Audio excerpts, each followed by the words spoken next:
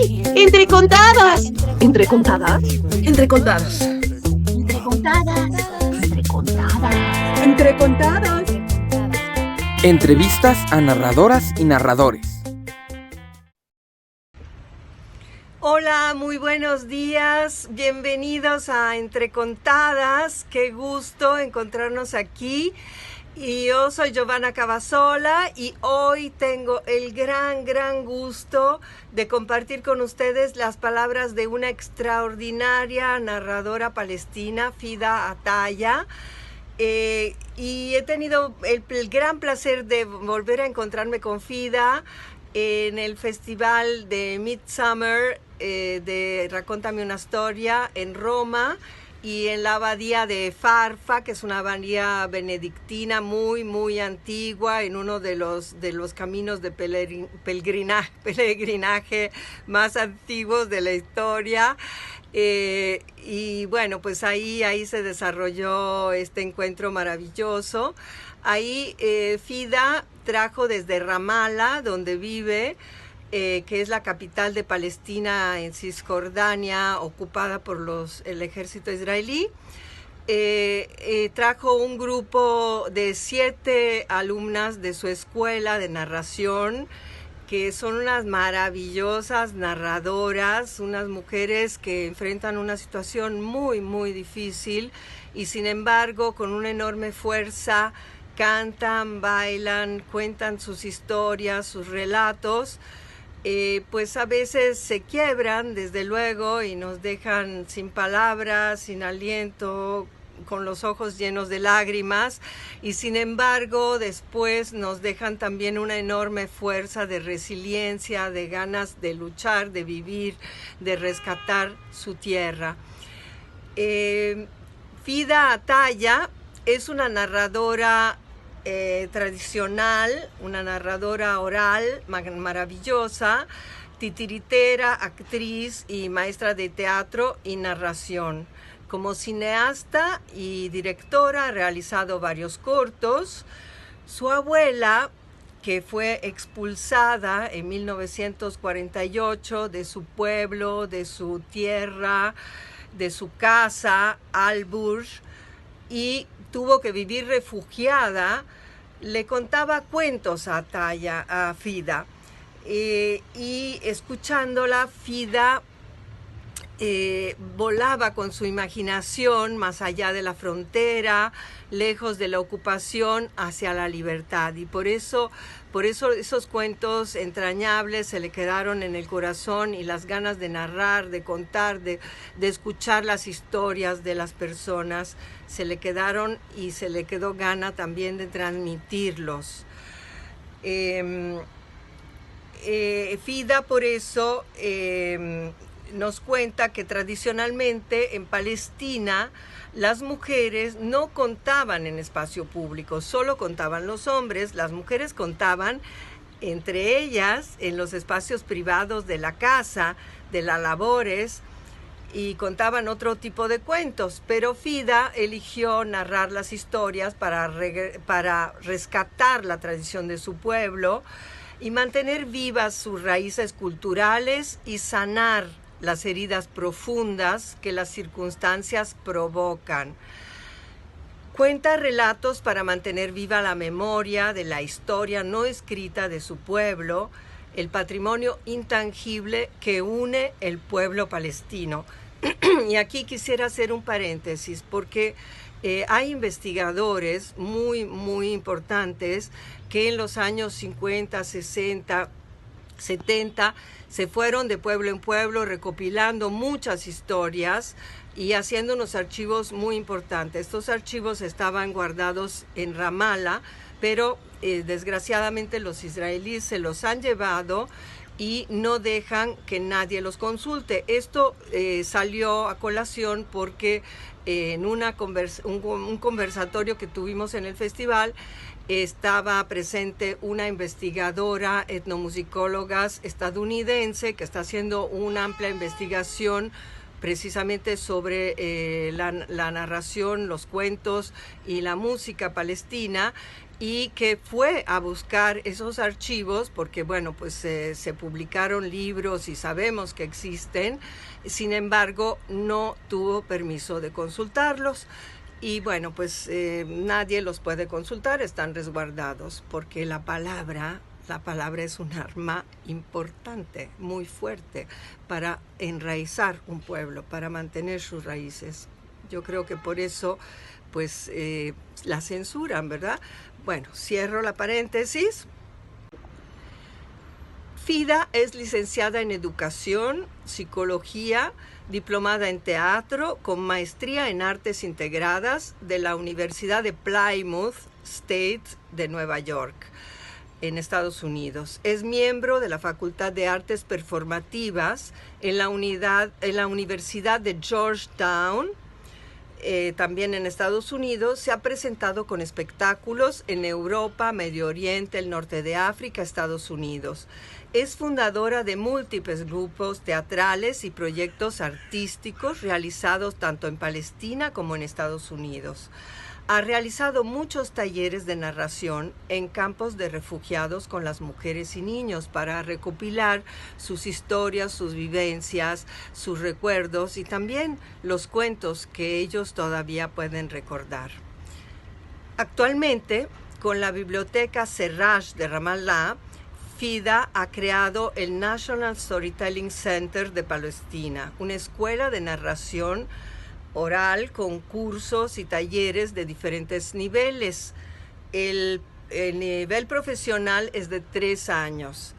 Ha realizado investigaciones extensas y ha publicado un libro muy completo sobre la historia de la tradición de los narradores palestinos y también las técnicas de narración oral para los que quieren aprender.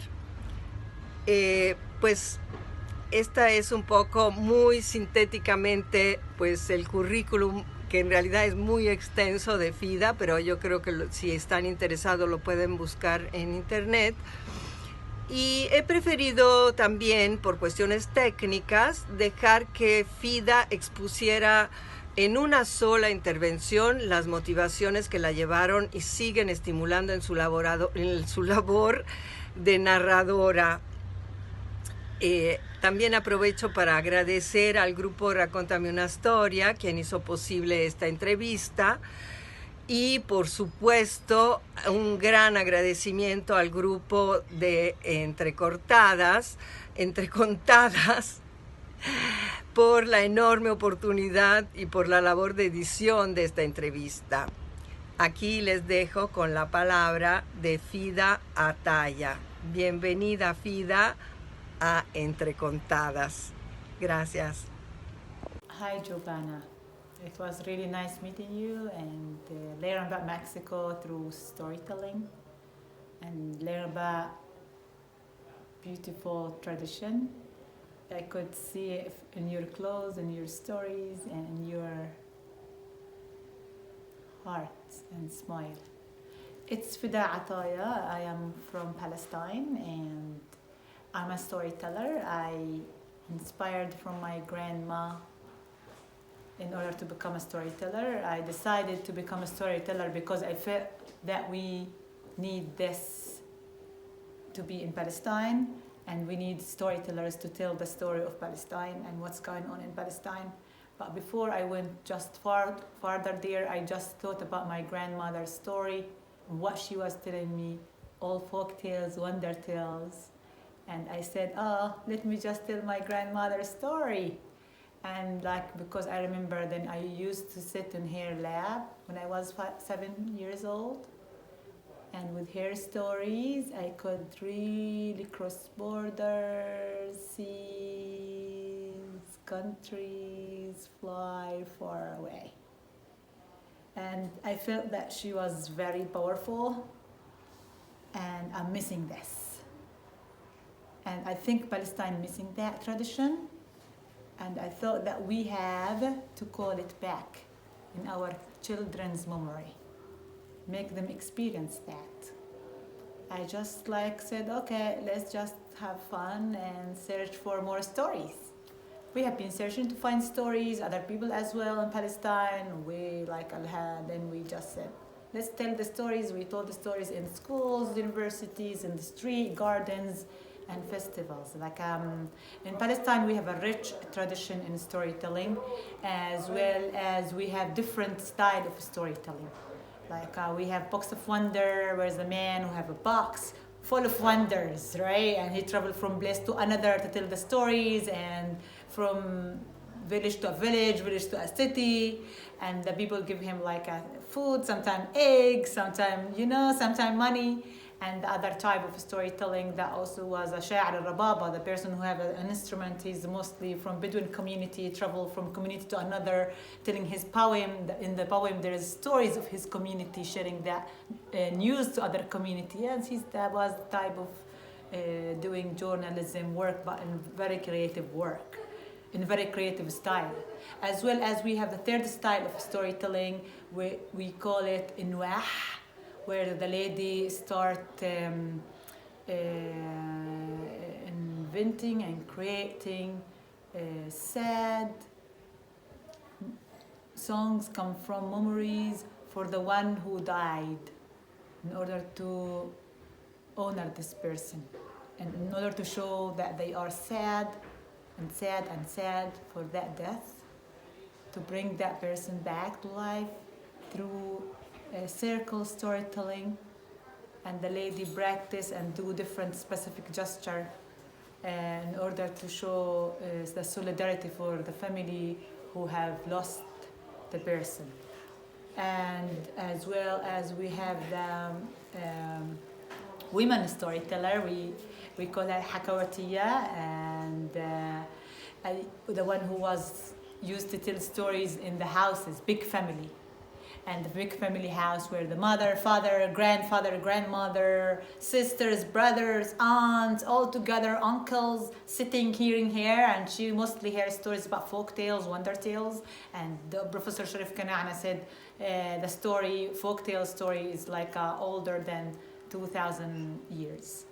And we do have like Hakawati, man storyteller, who used to tell stories like in a cafe or in a aliyah, guest room house, where he used to tell from his book to other men his stories about heroes and war and epics, other people journey in life. As well as we have another topics, I'm still searching them, and we have in Palestine with Siraj Libraries, we established like the storytelling center, and that storytelling center we are every day growing the library, where we wish to have a specific library about storytelling in this storytelling center, as well as we do have a storytelling academy. This is a program for adults. Anyone who would love to become a storyteller, just come over. It's about 3 years program. That's also in partnership with Paula Palpi, as well with Georgetown University in Washington, and we are doing that work together. I wrote the curriculum with other friends and colleagues, as well storytellers, and we have the curriculum where we teach storytelling back to research, curation, and performing. And just like we do organize a lot of festivals in Palestine with Siraj Libraries about storytelling, and we invite as well many storytellers from here and there, inside Palestine and outside Palestine. It's very important for us Palestinians to tell about our stories and to tell our stories, because we believe that telling stories is really rooting us. We tell stories in order to root ourselves. We tell stories in order to heal. If you tell a story, you heal.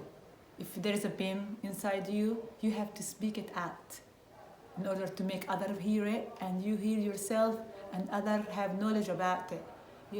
And we tell stories in order to exist, live, because we don't want anyone to cut our tongue and die while we are alive. We have to tell stories in order to live. And this is this is like the importance of storytelling in Palestine has to continue, and we have to have our own tone, telling our own story for Palestinians, and we have to stand up for each other, encourage each other to tell our stories as well. We have to share our stories all over the world. And I do believe, like, as soon as we are still under occupation, colonization, I do believe that we can get our freedom through sharing stories. Because the land is squeezed, every year squeezed, more. But if we let the story squeeze too, then we will lose.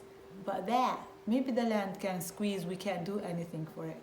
But the story can free our mind, our imagination, and our land. Cross all laws, cross all colonization, cross all injustice for freedom through storytelling. I think we can have our freedom. And no one can even stop us. Can you tell a tiny story about what you want to say? I don't know how to do why I have to tell tiny story. I don't know. I have been telling a lot of stories. And tiny story for me is big story. Mm. Or part of a story, if you want. If you want, I give you a video that someone shooted for me in this festival. I share it with you. Okay. See. Fantastic. Yes? Great. And Yes. just one word about your book, because it's very important. Yeah, my book, as I mentioned, the curriculum, it's my book. Mm-hmm. So my book that Siraj Libraries published, and the Storytelling Center, that's the invented book, I call it, because we don't have this curriculum in Arabic countries at all. No one wrote about the art of storytelling, philosophy, techniques, and experiences. I thought that's before we start the academy and teach storytelling, we should have like basic curriculum that back to it. We developed our way and techniques with people who would love to become storytellers, and I was thinking that has to be written, right? And just like then I thought about myself, like, why storytelling? What is there? Who are we, Palestinians? Why we have to tell our stories? Who wrote our history? And how we can tell it? What is our responsibilities? All those questions inside the book with different answers about being conscious in your own land and being skilled enough to resist the injustice. And one day, when I was working at the Freedom Theater in Jenin refugee camp, and that was in the first few days for me there. I was new, and I heard in the middle of the night like bombing, and then I woke up crazy. I then I just looked through the window. There is nothing happening. Then in the morning early, I just went out. Then everyone going to the theater. I was started asking the people who's from the camp, Did you hear what I heard yesterday night? And one of those people, he said, what you heard last night? I said, bombing, shooting, bombing. And he said, oh, that's nothing. I said, but that was something next door. And he said, no. I said, you did not feel? And he said, I'll tell you something. We are like a crotchage, this insect. If the crotch is this on the floor and you step on it, she died, right? I said, okay, she died then. And he said, if you take the crotch and start taking her hands, her legs, she still feel? I said, no. And he said, what's happened to me? To him, that he can't feel anymore. The violence. Because it was crazy enough for him to just numb and not feel. I don't know where this person now, where he went and where he existing. But I think we should not go numb in the middle of injustice and in the middle of war and genocide. And we should go and become like sun and light all over and everywhere we think it's dark. We don't want to do this for ourselves. We want to do this for everyone who really believe in freedom and love. And as soon as I'm Palestinian, I'm still Palestinian, as soon as I will continue my journey in storytelling. I did not decide to become a storyteller. I did not decide to become Palestinian. Yeah? But to be honest, I did decide to become a storyteller because I am Palestinian. So I think there is no meaningful for me if I'm not Palestinian. Then I will for sure not choose this profession. I will choose another profession. There is people come here to call and one of them look angry and I have to just... I'm not angry, I'm out of breath. Hannah, I thought you would just do this to me. Just very, very short about your group, that came here, the people that you voted, well, that marvelous. Just to have them reference. Part of the Storytelling Academy year 2, the year 2 is about techniques. So the storytelling students have to learn about other people techniques in storytelling. And they have been learning from traditional Palestinian ways of storytelling. It's not enough to become a storyteller. As well, in the curriculum there is also 12 interviews with other professional storytellers from 12 countries. That's also not enough. I think the students, in order to open their mind and their heart and their trust in storytelling, they have to meet in person other storytellers who's not only Palestinians, and learn and see this art, how this art possible. How is it possible for you to become a storyteller? Is that possible? What does that mean? How is the circumstances around that in the world? They have to try that. They have to study their techniques. They have to observe and learn from them. So it's very important. We can't be there and close the door on ourselves and say, we're done, we're fine. I think we have to open, and even that was impossible to be here. But with everyone here, become possible. Everyone here helped us to come here as a group and just like share and participate and take and give all type of stories. So here we go. But it's very hard for us to be outside Palestine and practice life normally. We felt like the first days here in Italy so strange, right? But we just like felt, we can't hear any planes, we can't hear any shooting. Wow, look, only birds coming down. Does not mean Palestine does not have birds and does not have beauty. Palestine is the most beautiful place ever in the world. But sometimes the mess make it miserable. Does not mean we don't like it. We love it, right? And we are waiting for that time to become free. Thank you. Thank you. Thank you.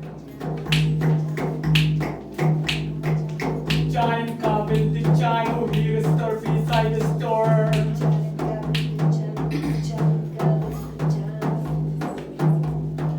Abu Kamar in the store, Abu Kamar in the store, sitting back, eating peanuts.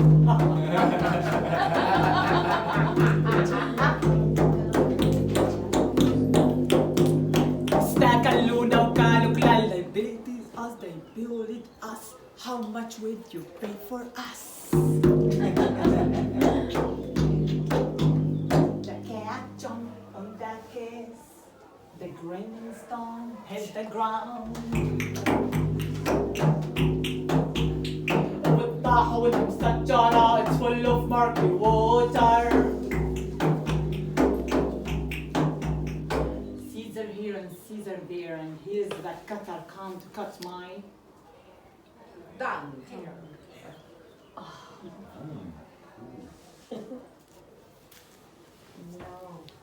Tongue.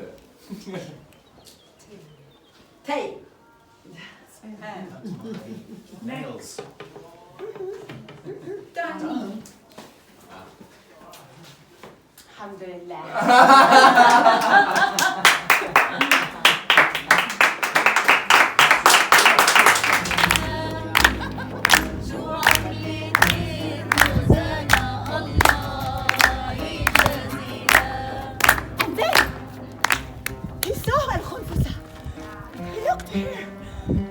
Il topo vide la scarafaggina bellissima. He standed and he said, "Khulfusa, what are you doing here?" E le domandò: Scarafaggina, che cosa stai facendo qui sul bordo della You look strada? so beautiful. Mi sembri così triste. And she standed up with herself E lei disse: and she said, "انت الخنفس امك. ربحية بنت عمك. أنا بنت رداني والكحل معك بعيني. وهون جاي to lead the way." io ti farò vedere la via. And the mouse, E allora il topo he said, "Would you marry me?" Il topo le domandò: mi vuoi sposare? And she said, E lei "Put rispose. the gold in my arm and I will go ask my mom." E lei disse: metti dell'oro attorno alle mie braccia e io andò a chiedere a mia mamma cosa ne pensa. Mamma! Tiny. Il topo, questa volta piccolo, Eyes.